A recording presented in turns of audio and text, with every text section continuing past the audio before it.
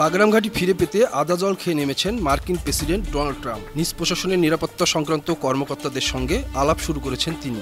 বিষয়টি নিয়ে জানা আছে, 3টি সূত্র মার্কিন সংবাদ মাধ্যম সিএনএনকে এই তথ্য নিশ্চিত করেছে। এসব সূত্র বলছে, বিভিন্ন কারণে বাগরাম ঘাঁটি যুক্তরাষ্ট্রের প্রয়োজন। এর মধ্যে 500 কিলোমিটার দূরে থাকা চীনের উপর নজরদারি, আফগানিস্তানের বিরল খনিজ উত্তোলন, ইসলামিক স্টেটের বিরুদ্ধে লড়াই চালানো, পাশাপাশি ঘাঁটি দখলের মাধ্যমে কূটনীতিক সুবিধা আদায় করা যুক্তরাষ্ট্রের প্রধান উদ্দেশ্য।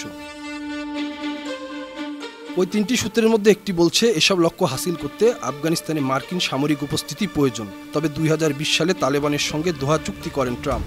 সেই চুক্তি মোতাবেক আফগানিস্তানে কোনো মার্কিন সেনা মোতায়েন করা যাবে না। তাই সেনা ছাড়া ঘাঁটিটি কীভাবে নিয়ন্ত্রণে রাখা যাবে তা অনেকটা অস্পষ্ট।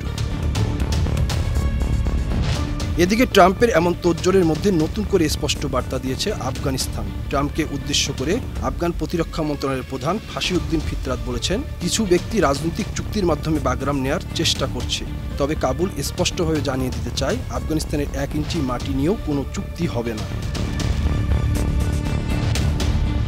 বাগরাম বিমান ঘাঁটি আফগানিস্তানের পারওয়ান প্রদেশে। এটি সমুদ্রপৃষ্ঠ থেকে 1492 মিটার বা 4800 ফুট উপরে অবস্থিত। ঘাঁটিটির রানওয়ে 2টি, 3602 মিটার দৈর্ঘ্য ও 46 মিটার প্রস্থের প্রধান রানওয়ে দিয়ে যুদ্ধবিমান, বোমারু বিমান ও অ্যাটাক হেলিকপ্টার ওঠানামার কাজে ব্যবহার করা হতো। দ্বিতীয় রানওয়েটি 2953 ফুট দৈর্ঘ্য ও 26 মিটার প্রস্থ।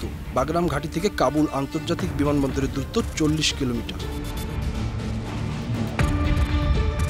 সিএনএন বলছে, অন্তত 2 দশক ধরে বাগরাম ঘাঁটি মার্কিন সামরিক শক্তির প্রধান কেন্দ্র ছিল। ঘাঁটি থেকে 2021 সালের জুলাইয়ে সব মার্কিন সেনা সরে যায়। ওই সময়ে কয়েকশো কার্গো বিমান সরিয়ে নিয়ে 16,000 সামরিক সরঞ্জাম ধ্বংস করে ওয়াশিংটন।